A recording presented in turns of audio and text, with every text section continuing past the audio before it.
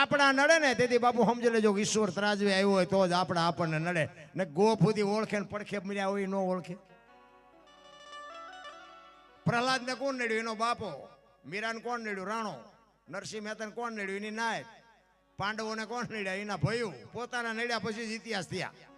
એટલે આપણા નડે ને બહુ રોદડા ન રોવા, સમજી લેવાનું ત્રાજવે આવ્યો હોય તો જ આપણા આપણને નડે. પણ મારો કહેવાનો અર્થ એ છે કે આપણા ઘરમાંથી બાપુ વંટોળિયા ઉભા ન કરવા, આપણી ઘરની વાત ઘરમાં રખાય. એટલા માટે મારો મિનિંગ એ છે કે દીકરીનું બાપુ સમર્પણ છે.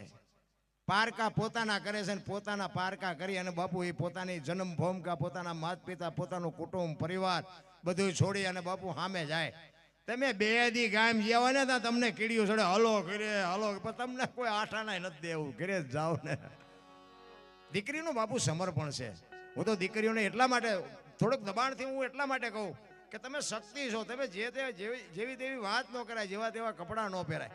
તમે શક્તિઓ છો અને આ દુનિયામાં બાપુ છે ને તમે ધારો એટલા બધા માણા હારા નથી. એટલા માટે એક ભજનની બે કડી લઈ અને પછી મારે પેક્ષાબેન ને મીરાબેન ને બધા ઘણા બધા છે, એટલે મારે બહુ સમય નથી લેવો, કારણ કે હું લાગટ આમ નામ ખ્યાસા ખેંચ. હા, એટલે 3-4 દી આમ નામ હળંગ છે. કાલ અમે હતા, ક્યાં હતા એ ભૂલી ગયો, ચેક હતા પણ હતા ખરા છે. હા, ગોંડલ હતા, ગોંડલ. આ ડિલેટ લાગી જાય છે આમાં, હમાય જેટલું મેમરીમાં. એટલે મહાપુરુષો બાપુ વાણીમાં ઘણી બધી શાન કરી છે, પણ આમાં શું છે કે પછી બધા કલાકારોને ન્યાય મળવો જોઈએ. નકર હું તો એકલો હોત આખી રાત કાઢી દઉં, આપણે કંઈ એવો ફેર નથી પડતો. પણ આમાં શું હોય પાછું, જોકે આ તો બેનું મારા ઘરની છે, આ બેનોને અમે બધા બેઠા છીએ એટલે ખ્યાલ છે. નકર અમુક પછી અરિયા વળ ખાતા હોય કે આ ચારે ઊભો થાય છે, ચારે ઊભો થાય છે. અને હું તો આયોજકને કહું, જ્યાં જાઉં ને ત્યાં કહું, હમણાં મેં કીધું હતું ભાઈને, મને છેલ્લે રાખો ને, મારે લાંબુ પૈયું જોવે. અને આ બધા બાઈકી હોય ને ત્યાં સુધી મને કીડ્યું ચડે કે આપણે ઝટ બંધ કરાય હોય. એટલે એક ભજનની 2-3 કડી કરી અને પછી મારી વાણીને વિરામ આપું. એટલે રામચંદ્ર પરમાત્મા 14 વર્ષ વનવાસ પૂરા કરી અને આવ્યા ને પછી વાત લાંબી છે પણ ટૂંકામાં કહું. અયોધ્યામાં નગર ચર્ચા જોતા હતા, એમાં એક ધોબી કંઈક બોલ્યો હતો, અને ધોબી બોલ્યો એ રામચંદ્ર પરમાત્માએ સાંભળ્યું ને એટલે લક્ષ્મણને કીધું રામે કે તું તારી ભાભીને મૂક્યા. માં ભગવતીનો સીતાજીનો ત્યાગ કર્યો રામચંદ્ર પરમાત્માએ. અને જો બાપુ આને પતિ પત્ની કહેવાય. રામચંદ્ર પરમાત્માએ સીતાજીનો ત્યાગ કર્યો ને, સીતાજીએ કીધું નથી કે મેં અયોધ્યાનો શું ગુનો કર્યો છે. એ કે લક્ષ્મણે કીધું કે મારા મોટાભાઈએ તમારો ત્યાગ કર્યો છે, રથમાં બેસી જાઓ. એટલે બાપુ કાંઈ પૂછ્યું જ નથી, બેસી જ ગયા. હમણાં બેન એક કડી ગાઈ હતી ને કે રઘુકુળ રીત સદા ચલી આઈ, પ્રાણ જાય પર વચન ન જાય. રામચંદ્ર પરમાત્માને જેથી વનવાસ આપ્યો ને તેથી કઈ માને રામે નથી કીધું કે મેં અયોધ્યાનો, તમારા ભરતને ગાદી આપો એનો મને કોઈ વાંધો નથી, પણ મેં અયોધ્યાનો હું ગુનો કર્યો, મને 14 વર્ષ તમે વનમાં કાઢો છો, બોલ્યા જ નથી. એના ઉપરથી આપણને એવું લાગે કે આપણે આપણા મા બાપ જે કે નહીં કરવું જોઈએ. તમે જો રામાયણ અને મહાભારત બે મહાપુરુષોએ બનાવ્યા છે ને, રામાયણ કહે છે કેવા ભાઈ હોય, કેવા દીકરા હોય, કેવા મા બાપ હોય. આ જોવું હોય કે રામાયણમાં જોવો, અને રડેલું ન ખાવું હોય મહાભારતમાં જોવો. તો બધા ઠેકી નિમાજ પડે. એક વેચ જમીન હાટું હગો ભાઈ હગા ભાઈને મારી નાખે તો આપણે એમ ખાલી આપણી રામાયણ ક્યાં ગઈ. પછી ઓલા જેલમાં ગયો એની પાસે ખબર કાઢવા જાવ તો શું કે ઓલું ફસાવી કર્યું જાય ભલે જાય પણ મને બારો કટાવો, તા વેચ જવા દીધી હોત તો તારે મોડું થઈ ગયું. રામ સમયની બલિહારી છે. કીડીથી માંડીને હાથી સુધી બાપુ કોઈને મારો નાથ ભૂખ્યા નથી રાખતા, એક લખી લેજો. અને વાતું બધાય કરે છે શું લાવ્યા છે શું લઈ જાવ, તઈ તો આ સેના બથોડા છે બધા, એ તો વાતું થાય છે. રામ માગણ આવે તો ડેલીઓ આડી કરે, આગળ જા આગળ આગળ, હવે આગળ ઠેઠ સુધી તારા જેવા છે, ચા જાયા. એ તો ભૂખની ખબર નથી ભલામણા. એટલે રામચંદ્ર પરમાત્મા લક્ષ્મણને કહે છે કે તું તારા ભાભીને મૂકી આવ. અને લક્ષ્મણ રથમાં બેહાડી અને સીતાજીને લઈ નીકળી જાય. 14 અંશો રડતો હતો ભાઈ લક્ષ્મણ. બાપુ ભાઈ ભાઈનો કેવો પ્રેમ હોય રામાયણમાં જોવો તો ખરા. અયોધ્યાની ગાદી રામચંદ્ર પરમાત્મા લક્ષ્મણને હોપે કે લક્ષ્મણ 14 વર્ષ કાલ પૂરા થાય હું આવતો રહીશ, બાપનું ધ્યાન રાખજે, રાજનું ધ્યાન રાખજે. અને તેથી લક્ષ્મણ કહે છે મોટા ભાઈ મર્યાદાનો ભંગ થતો હોય તો માફ કરજો, પણ તમે મારા બાપ છો ને સીતા મારી માં છે, મારા મા બાપ વનમાં જતા હોય તો અયોધ્યા જેને જોઈને મુબારક વિચાર કરજો. નોખી નોખી માયુના છોકરા હતા. કેટલો રાગ, કેટલો મેળ. એ કે આ ગાદી અમારે નો જ કે અયોધ્યાની ગાદી એટલે દશરથ તારો દરબાર ઇન્દ્ર જેની આશા કરે તેથી ભાઈઓ વિનાનું ભેંકાર કડવું લાગે કાગડા. બાપુ અયોધ્યાની ગાદીનો કોઈ ધણી નહોતો તેથી. કેટલો ભાઈ ભાઈનો પ્રેમ હશે. જોકે અહીંયા તમારો બધાનો પ્રેમ જોઈને તો અમને એમ થાય કે અહીંયા કંઈક રામાયણ જેવું લાગે ભલા. અને આ ભગીરથ રાજાનું બાપુ હુજ્યું ને એટલે હું તો ભગીરથ દાદાને પ્રાર્થના કરીશ કે આમની જે એકતા છે ને મારા બાપ આવીને આવી રાખજે. કારણ કે આમાં આટલા બધા છે એમાં તો અપલખણાય હોય બે ચાર, પણ એને ભગવાન સદબુદ્ધિ આપે ને આમના ભેગા રાખે ને એ મજા છે. બાકી તો મરી બધાને જવાનું છે ભલા. ઈ લક્ષ્મણ સીતાજીને લઈ અને વાલ્મીક ઋષિના આશ્રમે મૂકી અને લક્ષ્મણ આમ રથને પાછો વળ્યો ને ત્યારે ઋષિ મહારાજ સીતાજીને કહે છે કે બેટા સીતા, કે હા, કે રામે તારો ત્યાગ કર્યો તને ખબર છે? કે હા બાપુ. કે તને દુઃખ નથી થતું?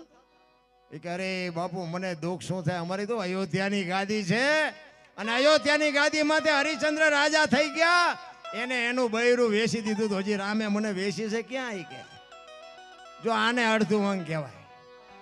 અને રથને આમ બાપુ લક્ષ્મણ ચોથા રાસો રડતો રડતો આમ રથને પાછો વાળ્યો ને માં ભગવતી સીતાએ બાપુ ઘોડાની લગામ પકડી લીધી. અને એ વખતે બાપુ બે કડી સીતાજીએ લક્ષ્મણને કીધી. શું કીધી? એ જી લક્ષ્મણ ઘડીક તો એવું મારો મારા તમે વીર ઘોડલાની વાગુ જાલો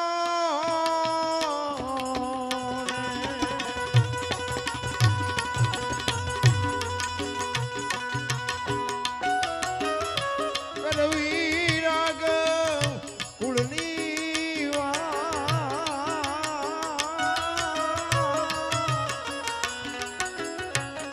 એ તો ભાવો રથને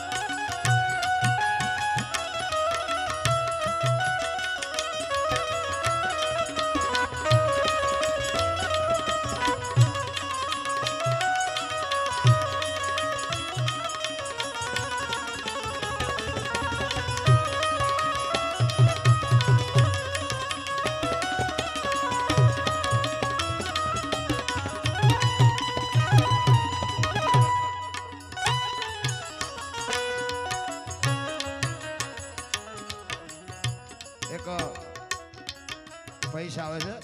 દાસારામભાઈ બિલ્ડર પ્રવીણભાઈ રાણાવાવ 11,111 આવે છે. બોલો બાબુ રામદેવજી બાપાની જય.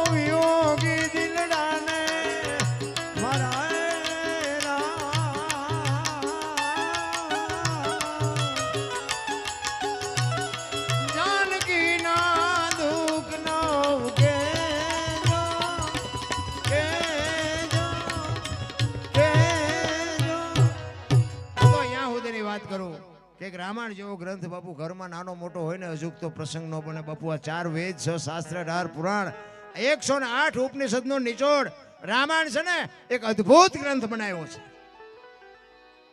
તમે જો હું એક જ વાત તમને કરું, રામાયણ આ તમે આવડો મોટો આયોજન કર્યું, આવી રીતે ગામમાં કથાયું બે, અમારે તો કેટલી બાપુ તારીખો ઉપર તારીખો આવે. હવે આ કથા બેહારવાનો મિનિંગ શું બધાને ખબર છે ને? મૂળ તો સાંભળવાની જ દે ને. કથા સાંભળવા, કથા ચાલુ આપણે બેહાડી, કથાનો મતલબ શું? કથામાં એક જ વાત આવે ને, રામ કથા બેહાડી હોય તો કે અયોધ્યા નગરી દશરથ રાજા 4 દીકરા, રામ વનમાં ગયા, સીતાજીને રાવણ લઈ ગયો, હનુમાનજી અહીંયા ગયા, રામે રાવણને માર્યો ને લાવ્યા. વાત તો આવડી આજ કે બીજું કઈ? તો આ એક ને એક વાતને સાંભળીને શું કરવાનું? એની આપણે ખબર તો હોય છે ને બાપુ, લાખો રૂપિયાનું કરોડો રૂપિયાનું માણસ ખર્ચો કરે તો એની આપણે ખબર ન હોય. આમાં ફાયદો કોને? મંડપ વાળાને, સાઉન્ડ વાળાને, કલાકારને. તમારે શું? તમારે તો ખીચા ખાલી થાય. પણ રામાયણ જયારે ગામમાં વંચાતી હોય અને વક્તા બાપુ એક વાંચતો હોય અને રામ ને ભરતનો પ્રસંગ આવે અને એ પ્રસંગ સાંભળ્યા પછી બાપુ ભાઈ ભાઈનો વિખવાદ હોય અને ઘરે ગયા પછી નાનો ભાઈ જો મોટા ભાઈને બથ ન ભરી લે તો કથાનો કોઈ મતલબ નથી. રામ રામ. હાહુ વહુના ડખા ન મટે, દેરાણી જેઠાણીના ડખા ન મટે તો બાપુ રામાયણનો મતલબ શું ભલામણ? રામાયણ ઈ કે છે કેવા દીકરા હોય, કેવા ભાઈઓ હોય, કેવી માં હોય, કેવા બાપ હોય. હવે આપણે જો આપણે એવા બુદ્ધિના ગાળિયા થાય ક્યાં મેળ પડે ભલામણ? એટલા જ માટે લક્ષ્મણ બાપુ 14 રાશિઓ રડે છે. માં ભગવતીને સીતાજીને મૂકવા ગયા પછી ઈ કે મારા મોટા ભાઈએ મારી પાસે કેવું કાળું કામ કરવા માટે મોકલ્યો છે. એ રોતો રોતો બાપુ કહે છે અને સીતાજી બાપુ લક્ષ્મણને ભલામણ કરે છે કે એ ઘાયલ છે, એનું બૈરું તું બની જાજે, એની પથારી તું કરી દેજે, એને જમવા તું આપજે. એટલે કે છે એ જી લક્ષ્મણ ઘાયલ રે ખુદાનો મારો છે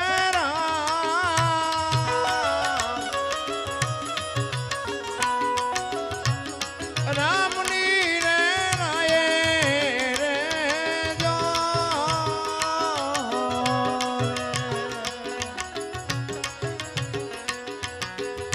એવો વિયોગી ઢીલડાને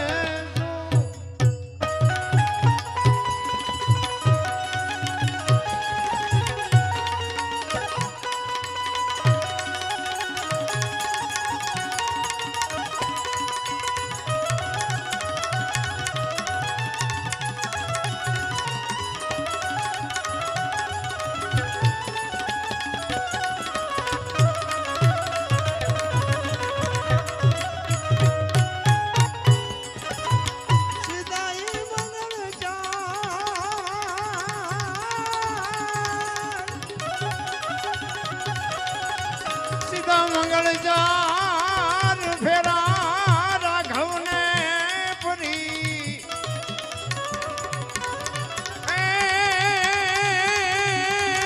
એને જોયું નહીં સુખ જરા